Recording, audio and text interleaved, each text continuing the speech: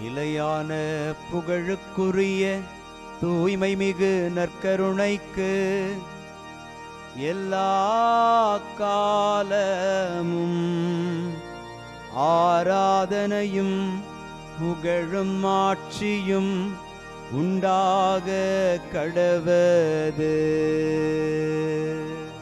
நிலையான புகழுக்குரிய தூய்மை மிகு நற்கருணைக்கு எல்லா காலமும் ஆராதனையும் புகழும் ஆட்சியும் உண்டாக கடவது.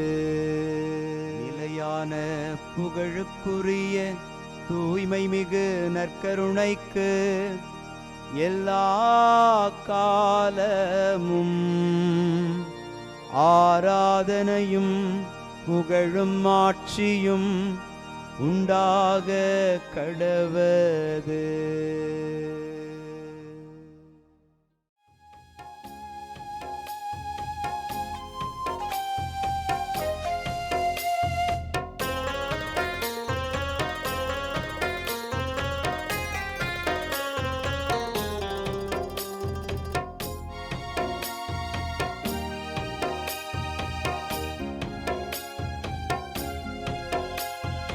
ஆதவன் உதிக்கும் முன் எழுவீர், நம் ஆண்டவர் தோன்றிவிட்டார். இயேசு ஆண்டவர் தோன்றிவிட்டார். ஆதவன் உதிக்கும் முன் எழுவீர், நம் ஆண்டவர் தோன்றிவிட்டார். இயேசு ஆண்டவர் தோன்றிவிட்டார். காலை ஜெபத்தினில் கடவுள் வடிவினில் கர்த்தர் தோன்றிவிட்டார். நம் கர்த்தர் தோன்றிவிட்டார். ஆதவன் உதிக்கும் முன் எழுவீர், நம் ஆண்டவர் தோன்றிவிட்டார். இயேசு ஆண்டவர் தோன்றிவிட்டார்.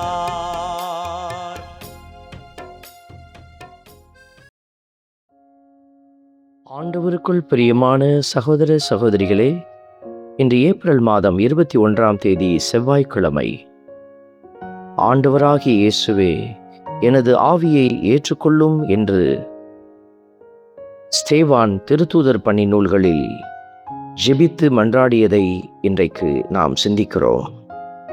இதோ பாவமே அறியாத அவர் மீது குற்றப்பழியை சுமத்தி அவரை கல்லால் எறிந்து கொன்றபோது கூட ஆண்டவராகிய இயேசுவிடத்திலே தன் ஆவியை ஒப்படைத்த அந்த அன்பு புனிதரை உள்ளத்திலே தாங்கி, துன்பங்கள் வருகிற போது, துயரங்கள் வருகிற போதெல்லாம் நாம் நம்முடைய ஆவியை ஆண்டவருக்கு ஒப்பு கொடுத்து நம்முடைய சாட்சிய வாழ்வை எடுத்து செல்ல முதல் சாட்சியாக நமக்கு முன் நிற்கிற ஸ்தேவானை பின்பற்றி ஆண்டவருக்கு மகிமை கொடுக்க அருள் வேண்டி மன்றாடி செபிப்போம். உமது கையில் என் உயிரை ஒப்படைக்கின்றேன். உமது கையில் என் உயிரை ஒப்படைக்கின்றேன். இந்த திருப்பாடல் 31 நமக்கு அருளப்பட்டிருக்கிறது. உமது கையில் என் உயிரை ஒப்படைக்கின்றேன். இந்த வரிகளை நாம் சொல்லுகிற போது நம்முடைய எல்லோருடைய உயிரும் கடவுளுக்கு உரியதாக இருக்கிறது. கடவுளே இந்த உயிரை நமக்கு கொடுத்ததனால் மீண்டும் அவரிடத்திலே இந்த உயிரை நாம் ஒப்படைக்க கடமைப்பட்டிருக்கிறோம். இயேசு ஆண்டவர் சிலுவையில் ஒப்படைத்தார். இதோ இன்று ஸ்தேவான் அவருடைய உயிரை ஒப்படைக்கிறார். திருத்தூதர்கள் எல்லோருமே அவருடைய உயிரை ஒப்படைத்தார்கள். அதேபோல நாமும் நம்முடைய உயிரை பத்திரமாக கடவுளிடத்தில் ஒப்படைக்க அருள் வேண்டி மன்றாடி செபிப்போம்.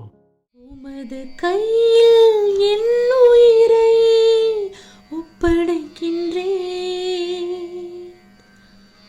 உமது கையில் என் உயிரை ஒப்படைக்கின்றேன். எனக்கு அடைக்கலம் தரும் கட்பாறையாயிரும், என்னை பாதுகாக்கும் வலிமை மிகு கோட்டையாயிரும் என்கிற வார்த்தைகளை வாசிக்கிற போது பல்வேறு சூழல்களில் நம்முடைய உயிர் கடவுளிடத்தில் செல்வதை விட்டுவிட்டு தீமைக்குள் செல்வதற்கு ஏதுவாயிருக்கிறது. இந்த தீமைகளிலிருந்து நாம் தப்புவிக்க ஆண்டவரை அடைக்கல பாறையாக கொண்டு பயணிக்க அழைக்கப்படுகிறோம். என்னை பாதுகாக்கும் இறைவனே எனக்கு கோட்டையாயிரும் என்று சொல்லி மன்றாடுகிற போது அவர் நம்மை பாதுகாக்கிறார்.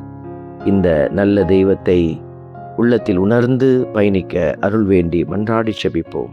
உமது கையில் என் உயிரை ஒப்படைக்கின்றேன். உமது கையில் என் உயிரை ஒப்படைக்கின்றேன். உமது முகத்தின் ஒளி அடியேன் மீது வீசும்படி செய்யும் என்ற வார்த்தையின்படி கடவுளுடைய முக ஒளி யார் மீது வீசப்படுகிறதோ அவர்கள் ஆசீர்வதிக்கப்பட்ட பிள்ளைகளாக இருப்பார்கள். இதோ இந்த ஆசீர்வாத வல்லமை நமக்கும் கிடைக்க அவருடைய முகத்தின் ஒளி நம்மீது வீசி நம் குடும்பத்தை இறைவன் ஆசீர்வதித்து வழிநடத்த மன்றாடி செபிப்போம். உமது கையில் என் உயிரை ஒப்படைக்கின்றேன். உமது கையில் என் உயிரை ஒப்படைக்கின்றேன். அன்பின் பரமபிதாவே, நன்றியோடு உம்மை துதிக்கிறோம், உம்மை ஸ்தோத்தரிக்கிறோம், உம்மை ஆராதிக்கிறோம், நன்றி செலுத்துகிறோம்.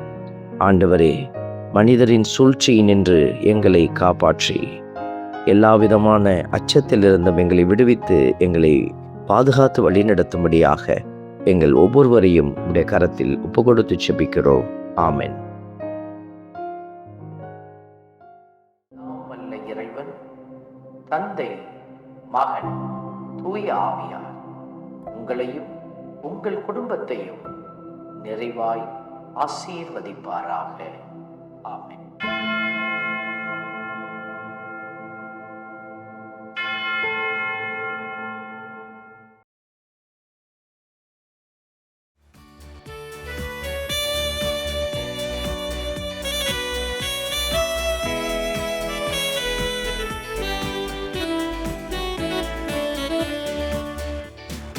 இஸ்ரவேலின் துதிகளுக்குள் என்றும் வாசம் செய்பவரே, உம்மை நம்பி வந்த யாவருக்கும் என்றும் நன்மைகள் செய்பவரே, உம்மை என்றென்றுமே என்றென்றுமே பாடி புகழ்ந்திடுவோம்.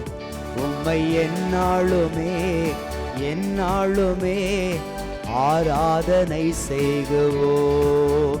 உம்மை என்றென்றுமே என்றென்றுமே பாடி புகழ்ந்திடுவோம். உம்மை எந்நாளுமே எந்நாளுமே ஆராதனை செய்குவோம். ஆராதனை ஆராதனை ஆராதனை உமக்கே. அல்லேலூயா அல்லேலூயா, துதி மகிமை உமக்கே.